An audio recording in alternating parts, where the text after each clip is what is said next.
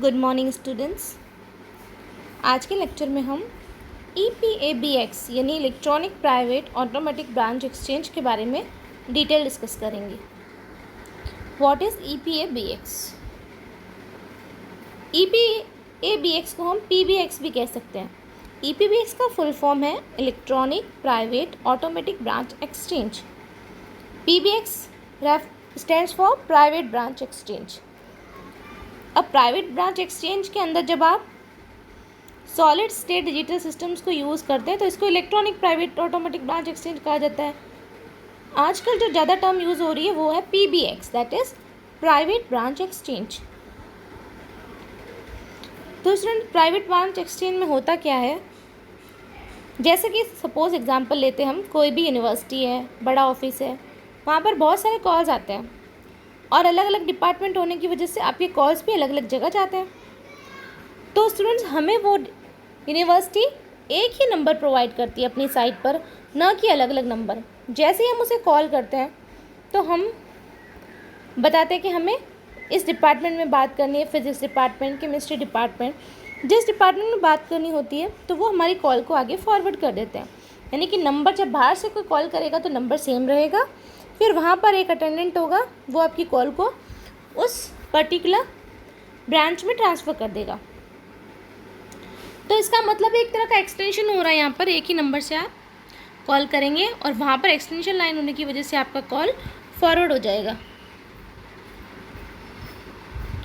तो यहाँ पर देख रहे हैं बाहर से बहुत सारी कॉल्स आ रही हैं। इक्विपमेंट कैबिनेट जो है, मेन एडमिनिस्ट्रेटिव टर्मिनल एक ही है और बहुत सारी अलग अलग एक्सटेंशन लाइन्स जा रही है अलग अलग टेलीफोन्स को। तो जैसा कि अभी हमने पढ़ा, EPBX का फुल फॉर्म है electronic private automatic branch exchange.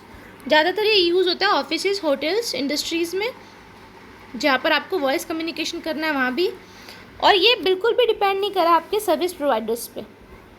इसके मेन फीचर्स क्या हैं? Call transfer, call pickup, call backup, conference, barging etcetera.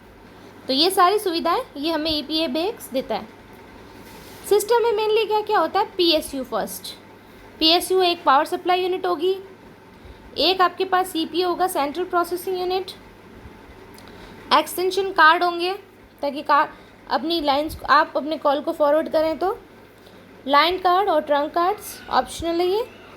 PRI primary rate interface और digital trunk card, all these are assembled in the cabinet. अब देखिए students, EPBX companies कुछ example देख लेते हैं हम यहाँ पर। एक तो है Avaya global connect, most probably the biggest MNC EPBX player in India.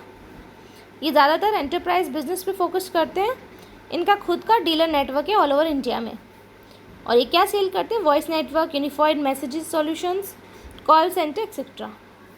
Second is Samsung, the electronics major manufacturer, sale भी करते हैं, मैन्युफैक्चर भी करते हैं। HCL जो हिंदुस्तान कंप्यूटर लिमिटेड, ये सैमसंग का डिस्ट्रीब्यूटर है, which provides all kind of EPABX right from analogue to digital. अब EPBX को ही PBX कहा जाता है, that is private branch exchange.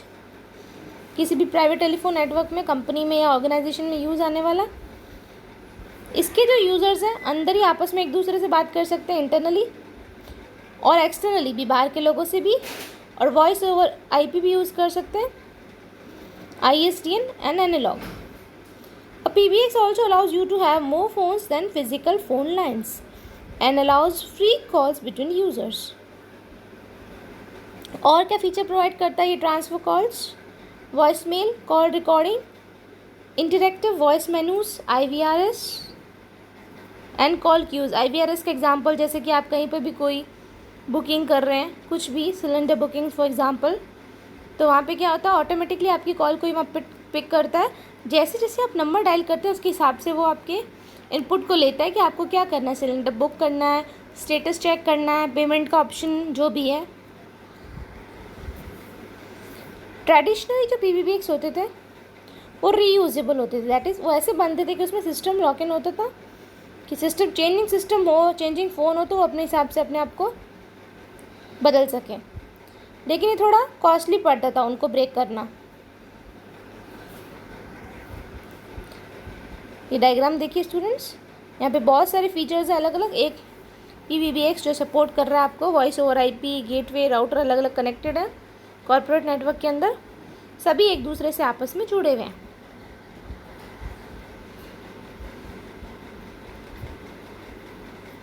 अब पुराना जो PBX होता उसमें क्या होता था, हम कंस्टेंट हो जाते थे एक certain maximum number of output, कि आप इतनी ही आउटपुट आउटसाइड टेलीफोन लाइंस ले सकते हैं और इतनी ही इंटरनल टेलीफोन लाइंस को कनेक्ट कर सकते हैं। और यूज़र्स जो होते थे PBX फ़ोन सिस्टम के, वो आउटसाइड लाइन को शेयर करते थे आपस में एक्सटर्नल फ़ोन कॉल्स करने के लिए। अब ये PBX क्या परफॉर्म करता है, मेनली 4 परफॉर्म करता है ये फंक्शंस। कॉल प्रोसेसिंग ड्यूटी जो है इसकी, पहला है कनेक्शन को इस्टेब्लिश करना 2 यूज़र्स के बीच में, ऐसे कि दूसरा फ़ोन आपका बिजी ना रहे। कनेक्शन जब तक इस्टेब्लिश रखना जब तक कि आपकी बात चल रही है, जैसे ही बात ख़त्म हो जाती है डिस्कनेक्ट करना, और अगर आपको ये इन्फॉर्मेशन चाहिए तो इसको रिकॉर्ड भी कर सकते हैं।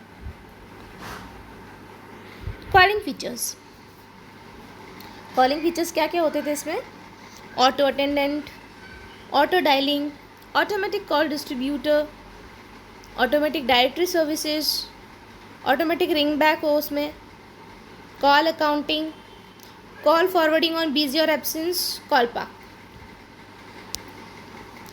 The signal passes from the device connected through the switch in a digitally encoded form. It matters little whether the originating device is a telephone, personal computer or a mainframe. अब third generation PBX में क्या होता था, the data transmission capability is provided by a modem that interconnects the terminal device with the PBX network. The high bandwidth circuits in the office to support applications such as improved graphics, faster remote file access are used. अब देखते हैं students कि इसके advantages क्या क्या होंगे EPA-BX के। No rewiring necessary, इसमें रीवायरिंग की कोई भी ज़रूरत नहीं पड़ती। Standard interfaces for attaching to the network, अब इसमें स्टैंडर्ड इंटरफेसेस होते हैं नेटवर्क से अटैच होने वाले। नॉट जियोग्राफिकली लिमिटेड, आपकी रेंज है वो भी लिमिटेड नहीं है, काफ़ी दूर तक आप इसको एक्सटेंड कर सकते हैं। Provides gateway access to public and private data networks, public data networks को और प्राइवेट डेटा नेटवर्क्स को दोनों को गेटवे प्रोवाइड करता है। Any extension user can be equipped to transmit data traffic, कोई भी एक्सटेंशन यूज़र है वो डेटा ट्रैफिक को ट्रांसमिट कर सकता है इक्विपमेंट के थ्रू। No difficulty in moves and changes, इसमें कोई भी मूवमेंट हो चेंजेस हो तो आपको कोई भी परेशानी नहीं होती है।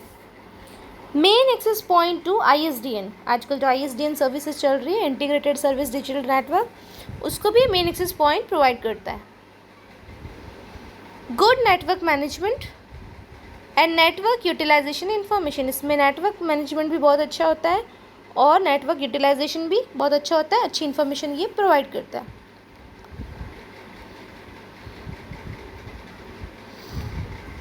अब एडवांटेजेस के साथ साथ इसके कुछ डिसएडवांटेजेस भी हैं स्टूडेंट्स, देखते हैं हम डिसएडवांटेजेस क्या क्या हैं इसके। लिमिटेड ट्रांसमिशन बैंडविड्थ, जो सबसे बड़ा फैक्टर है इसका कि बैंडविड्थ जो है यहाँ पर जो ट्रांसमिट कर रहे हैं आप वो लिमिटेड है, तो लिमिटेड बैंडविड्थ होने की वजह से हमें प्रॉब्लम हो सकती है। Design primary for voice traffic, mainly ये डेटा ट्रैफिक की नहीं, बेसिकली जो ये डिज़ाइन किया गया है वो वॉइस ट्रैफिक के लिए, तो आप वॉइस को over IP over telephone lines कैसे भी सेंड कर सकते हैं, लेकिन मेनली यहाँ पे वॉइस ट्रैफिक के लिए EPA-BX को डिज़ाइन किया गया। PBX failure could be catastrophic if a large proportion of all voice and data traffic are reliant on it. अब इसमें क्या है कि अगर आपका वॉइस ट्रैफिक बहुत ज़्यादा हो जाता है, डेटा ट्रैफिक बहुत ज़्यादा हो जाता है, तो ये PBX की फेलियर का एक कारण बन सकता है, वो इतने को हैंडल कर पाए या नहीं कर पाए। High cost per port of for voice and data, specially if only a limited number of data users. अगर आपके पास limited number of data user हैं तो आपको हर पोर्ट के लिए वॉइस और डेटा की कॉस्ट बहुत ज़्यादा पड़ती है, तो ये थोड़ा कॉस्टली हो जाता है आपके पास अगर आपके पास limited number of data users हैं, क्योंकि सारा आपको इंस्टॉलेशन तो सेम करना पड़ेगा, चाहे आपके पास 5 यूज़र हो या 10 यूज़र हो, सारा सिस्टम तो वही रहेगा, तो आपको थोड़े यूज़र्स के लिए कॉस्टली पड़ सकता है। PBX are at present most widely use to switch voice not data. इसलिए आज के टाइम में ये वॉइस के लिए ज़्यादा यूज़ हो रहा है, डेटा के लिए नहीं। PBX is perceived as a telecommunication and not a data processing facility. इसलिए PBX को बेसिकली टेलीकम्युनिकेशन में ज़्यादा यूज़ किया जा रहा है, ना कि डेटा प्रोसेसिंग फैसिलिटी के लिए। तो स्टूडेंट्स, आई होप आपको ये आज का लेक्चर क्लियर है। EPABX क्या होता है, कैसे काम करता है। Thank you.